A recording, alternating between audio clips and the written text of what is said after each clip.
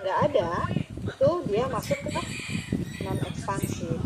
Jadi si siapa si Montmorillonite itu benar-benar tanah, benar-benar lempung ya, benar-benar mineral yang dia mengembang cukup besar. Walaupun jumlah persentasenya tidak terlalu besar, kalau kita begitu kita cek mineralnya apa saja nih di lempung ini, begitu muncul tuh Montmorillonite, kita pasti langsung lihat berapa persen tuh Montmorillonite-nya.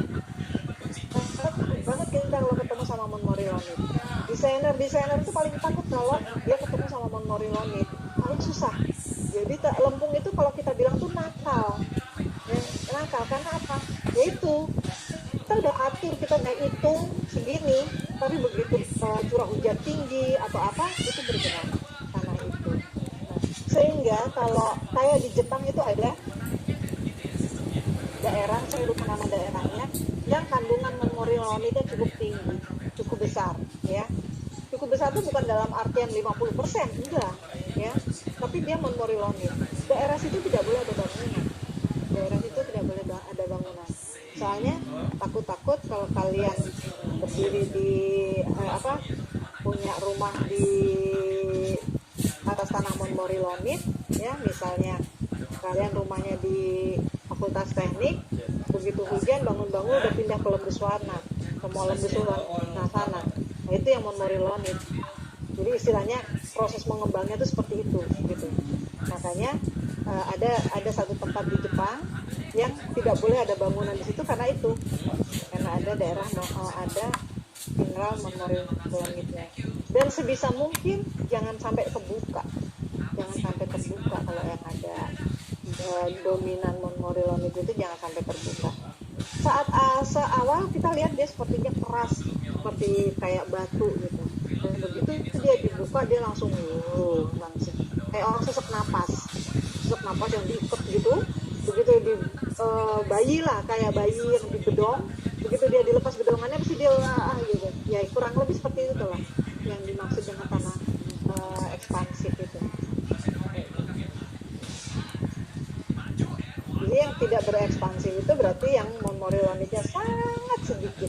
Nah, itu lempung yang mineralnya hanya kaulinit, pilit, albit, kayak gitu ya, pirit, terus apalagi ya pokoknya seperti itu. Nah, itu masuk ke tanah non ekspansif ya, guys ya.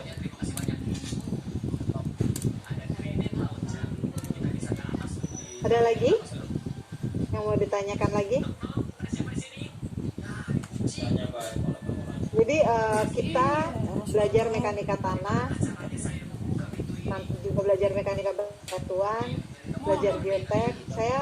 Saya tidak akan buat bahwa kalian harus jadi orang tambang, enggak ya. Jadi kita dengan punya ilmu seperti ini itu memungkinkan saja kita bekerja di sipil nanti kalau kita punya kemampuan geotek gitu, ya. Kita punya kemampuan di bidang geoteknik ini, maka kalian bisa bekerja di sipil, nggak usah harus ditambang ya. Jadi sebetulnya luas, kita ngelakuin bahwa ini kok sekarang batu bara turun terus ya nilainya, nanti kita gimana giliran kita kerja cari kerjaannya susah. Nggak usah takut, masih ada yang lain ya kan. Saya S1 skripsinya ngambilnya di PLTA mengenai lereng, kestabilan lereng di PLTA. Saya nggak ngambil di tambang. Jadi itu pun boleh, nggak masalah ya. Jadi jangan kalau tambang terus harus belajar tambang saja, tidak, itu juga harus luas. Nah, makanya kebetulan kita dapat mekanika tanah, berarti kita punya kesempatan yang lain nih gitu, punya kesempatan yang lain. Nah, tinggal nanti bagaimana kemampuan kita untuk yang ini gitu ya. Jadi jangan berpikiran bahwa kalau lulus tambang harus kerja di tambang. Enggak. Yang kerja di bank juga ada, ya kan? Yang kerja di bank ada, yang kerja di sipil juga ada, yang kerja di tambang banyak gitu kan. Ya. Kalau bisa sesuai dengan ilmu kita masuk di tambang lagi, ya alhamdulillah. Tapi kalau pengen di kota gitu ya. Kalau di tambang, kalau sekarang sih tambang udah kayak di kota ya. Kalau dulu kan tambang itu kesannya kita kerja di hutan gitu kan. Pengen di kota gitu, bisa tuh ngambil sipilnya, ya kan? Nggak apa mau, saya bisa kok hitung daya dukung tanah, mau untuk jalan boleh, untuk apa boleh gitu. Jadi bisa ya. Oke, ada lagi yang mau ditanyakan?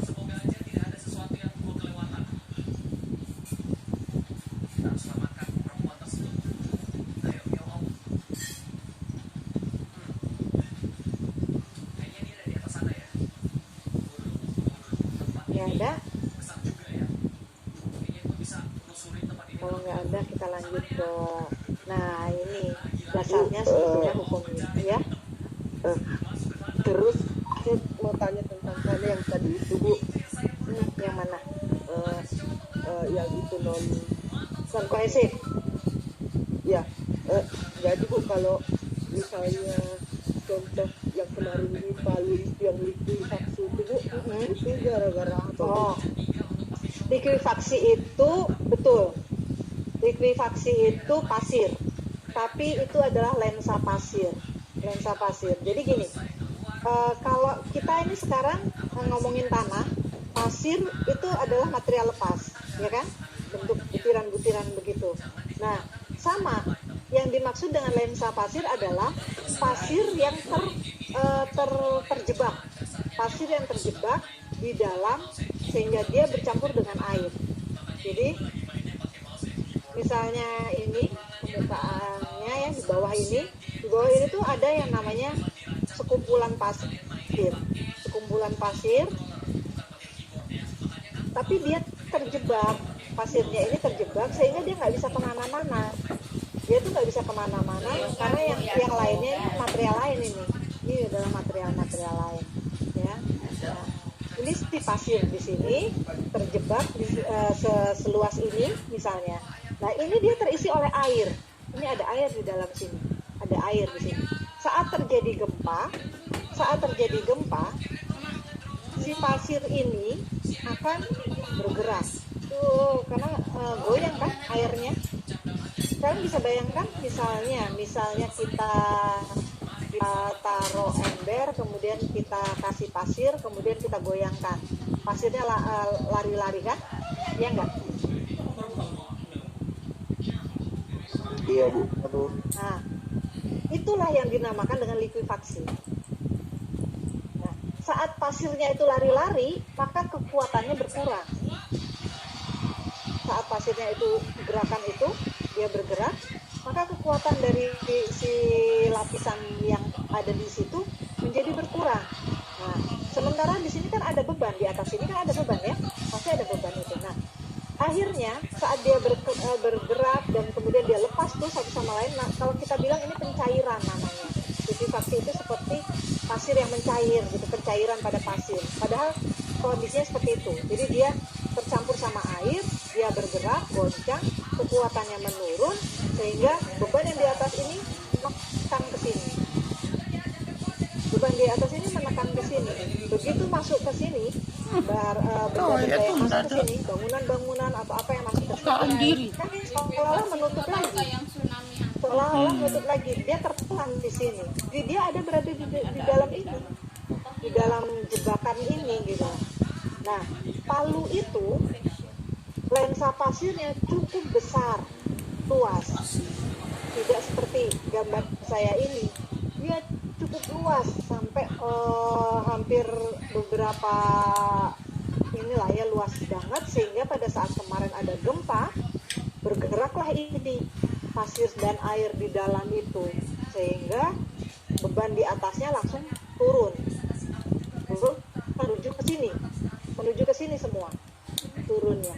Kalau yang daerah sini aman, ini nggak kena dia, walaupun ada gempa tapi dia nggak kesedot ke sini. Yang seolah-olah kesedot itu karena di atasnya ini.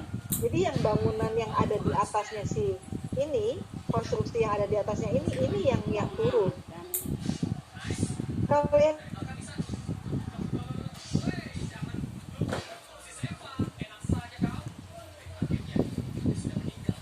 yang di sini aman, ini nggak masalah. masalah ini, yang nggak ada lensanya, yang nggak rasakan gempa saja, tapi dia tidak akan mengalami ini. Itu yang terjadi dengan likuifaksi.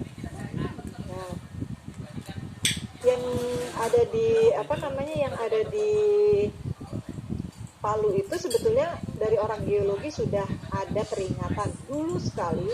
Geologi itu pernah ada petaknya ya, karena ini sempat kita diskusikan juga waktu saya masih sekolah kemarin. Teman-teman langsung berangkat ke situ, langsung tengok ini. Dan ada pakar geologinya, Bapak Insan Bisun itu, yang profesor di ITB. Dia bilang ini tuh sebetulnya sudah kita bilangin dulu itu Palu, bahwa di bawah Palu ini, di bawah daerah itu, kota itu ada lensa pasir, ada pasiran seperti ini. Jadi tidak boleh ada bangunan sebetulnya di situ. Udah diperingatkan, tidak boleh ada bangunan di atas itu. Cuma karena pemerintahannya sekarang sudah sistem otonomi, kan perlu penghasilan daerah dan sebagainya. Kemudian itu menjadi tempat wisata. Nah, dia tidak tahu cerita ini, bahwa di bawah kota itu ada lensa pasir yang sangat luas. Memang pada umumnya lensa pasir itu nggak luas kok, kecil-kecil gitu ya. Tapi ada lagi nanti di mana sebelah mana gitu, ada lagi gitu. Tidak luas. Tapi kebetulan Palu itu emang luas sekali lensa pasirnya. Dan akhirnya dibangun bangunan dan ada hotel yang cukup bagus juga di situ ya. Hotel yang hotel yang jadi andalannya Palu. Persis dia berada di atas lensa pasir ini. Jadi pada saat ada gempa, dia turun, jatuh dan masuk ke sini, masuk ke lensa pasir ini. Itu yang terjadi dengan likuifaksi. Karena apa? Karena dia berkohesi, dia tidak berkohesi. Jadi begitu ada air, ya udah dia goyang tuh, goyang. Nah saat dia goyang itu kan lemah, berarti atasnya, lapisannya itu kan jadi lemah. Jadi dia turun. Sama ya, Menara Pisa kan juga modelnya gitu. Menara Pisa itu kenapa dia miring? Karena ternyata salah satu fondasinya masuk ke lensa pasir ini. Gitu. Jadi kadang gini, yang saya ceritakan ini lensa pasirnya kan seperti ini ya. Dia tidak beda dengan misalnya ini lapisan ini lapisan pasir gitu ya. Enak kalau kayak gini, jelas lapisan. Tapi kalau yang namanya lensa pasir itu membentuk lensa, jadi dia tidak satu lapis begini, tidak. Nah, yang terjadi pada saat pengambilan sampling ya, pada saat pengambilan sampling tadi yang kita pelajari itu adalah ya, misalnya ini lapisannya, dia ngebornya di sini nih, ngebornya di sini, terus ngebor lagi di sini. Ini nggak kebor nih, sampelnya nggak ada di sini. Jadi seolah-olah hasilnya adalah seperti ini, seperti gambar yang ini. Ini nggak kena. Nah ternyata pada saat dibangun, salah satu fondasinya mampir di sini nih fondasinya. Begitu dia mampir di sini, ya sudah ada gerakan ini miring, gitu. Kan dia masuk ke tanah tak berkohesi berarti. Maka begitu ada tekanan, kalau tanah tak berkohesi, begitu ada tekanan dari sini, dia akan bergeser dong. Ya, namanya juga nggak punya kohesi, berarti dia akan bergeser. Nah saat dia bergeser ini jadi miring, itu kejadian. Berarti Bu, jadi tambah lama nanti dia tambah akan turun geser atau dia tetap begitu Bu? Dia akan turun, akan miring atau? Kalau sesuai dengan teorinya, dia akan turun terus sampai ke batas ini, sampai melewati pasir ini, ya. Nah tapi makanya kan dulu sempat terhenti tuh pembangunannya sampai berapa puluh tahun. Karena apa? Ini harus diangkat. Nah akhirnya sekarang begitu. Karena sudah menjadi ikon bahwa menaranya miring, akhirnya kemiringannya yang ditahan sekarang. Jadi di sini dipasang lagi, di injeksi lah istilahnya gitu ya, diinjeksi lagi supaya dia menahan kemiringan ini. Jadi nggak mungkin juga diganti lagi karena dia sudah sudah ada bangunan berapa lantai, waktu itu tetap hentinya tuh di lantai keberapa gitu saat bangunan itu sudah miring. Nah kemudian ditahan seperti ini, makanya bisa dilanjutkan sampai selesai sekarang gitu. Jadi itu kemudian muncullah teori-teori baru untuk menahan yang kita bilang dinding penahan tanah atau lateral ya. Jadi pegangan lateralnya itu nanti yang dihitung untuk menahan ini dinding yang fondasi yang di sini. Jadi disuntik, kalau kita bilang disuntik, jadi injeksi supaya dia bertahan dengan kemiringan itu sekarang. Jadi tidak terus bergeser lagi miring lagi enggak gitu. Oh iya Bu. Oke, sampai sini. Ada masih yang mau bertanya? Kita sudah waktunya kayaknya ya, karena saya harus masuk ke mata ngajar yang lain. Jadi udah lewat 9. Jadi sampai ketemu lagi ya. Gimana? Tadi ada yang ini saya sampaikan untuk Mbak Neni Warman sama Bang Ferry Ferdiansyah angkatan 16 katanya ada ujian PTN. Aku lihat nih contoh dulu. Oh, ujian PTN udah mulai ya? Mekadis. Oke, nggak masalah. Sama Pak Komius Bu, tadi izin lebih dulu karena ada urusan pas jam 11 seperti itu. Oh. Terima kasih. Oke. Ya, makasih. Ya, jadi mungkin kita sampai sini dulu. Kalau ada pertanyaan nanti kita diskusikan lagi di pertemuan yang berikutnya ya. Soalnya saya minta tolong Roland kabari ingatkan saya terus untuk waktunya ngajar, karena terus terang ini saya istilahnya ini saya ada 7 mata kuliah, berarti 14 kali saya mengajar. Gak hafal saya waktu-waktunya ya. Waktu-waktunya. Jadi kalau nggak diingatkan saya bisa nggak ngajar gitu, karena saya nggak ingat waktunya gitu. Jadi tolong diingatkan aja. Kayak kemarin lah, diingatkan kemarin, terus tadi pagi diingatkan lagi, jadi remindernya ada gitu ya. Tolong ya, minta tolong saya ya. Oke, sampai sini kita ketemu lagi hari Senin ya. Oke, assalamualaikum warahmatullahi wabarakatuh. Selamat siang. Waalaikumsalam warahmatullahi wabarakatuh.